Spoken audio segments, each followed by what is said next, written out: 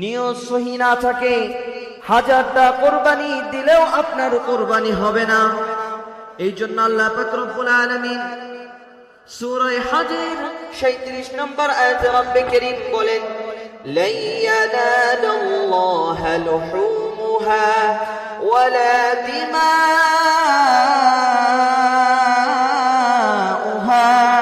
ওয়ালাকিন ইয়ানালুহুত তাকওয়া মিনকুম। রব্বে কারীম বলেন, আমার কাছে তোমাদের গোশত পৌঁছায় না, আমি তোমাদের গোশত দেখি না, তোমাদের রক্ত সেটাও আমার কাছে পৌঁছায় না, সেটাও দেখি না। রব্বে কারীম কি বলেন দেখেন, ওয়ালাকিন ইয়ানালুহুত তাকওয়া মিনকুম। রব্বে কারীমের কাছে বান্দার শুধু পৌঁছায় তাকওয়া। মুফাসসিরিনে ইকরাম বলেন, হাদিসের ব্যাখ্যায় বিভিন্ন কিতাবের মধ্যে এসেছে তাকওয়া জিনিসটা কি।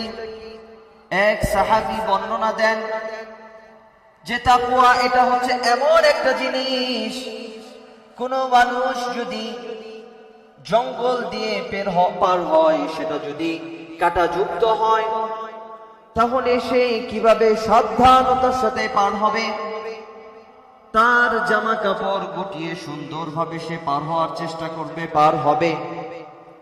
সেখান থেকে সব কাঁটা থেকে বাঁচার চেষ্টা করবে। ঠিক তেমনি ভাবে দুনিয়াটা হচ্ছে কাঁটাযুক্ত জায়গা, গুনাহের জায়গা।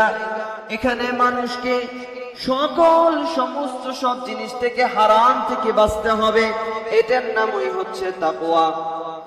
এই জন্য আমাদের সর্বপ্রথম যে কাজটি করতে হবে, নিয়তকে শুদ্ধ করতে হবে। তো হযরত ইব্রাহিম আলাইহিস সালাতু ওয়াস সালামকে আল্লাহ পাক রব্বুল আলামিন তিনি অনেক পরীক্ষা নিয়েছেন ইব্রাহিম আলাইহিস সালাতু ওয়াস সালামের কাছ থেকে। যখন ইব্রাহিম আলাইহিস সালাতু ওয়াস সালাম আল্লাহর আদেশে তার স্ত্রী সন্তানকে জনমানবহীন এলাকায় মরুভূমির মধ্যে রেখে চলে যান, যখন তিনি রেখে যান, তার স্ত্রী তাকে ডাকতে বলে, ওহে আমার স্বামী, আপনি কি আমাকে এমনি এমনি রেখে যাচ্ছেন না? উপরওয়ালার নির্দেশ এসেছে।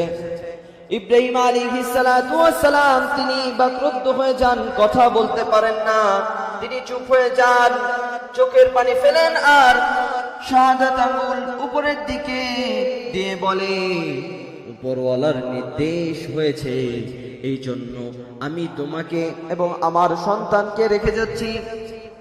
এই ইব্রাহিম আলাইহিস সালাতু ওয়াস সালাম তিনি কত কোরবানি করেছেন দেখেন। সেখান থেকে যখন চলে যায়, অনেক বছর পরে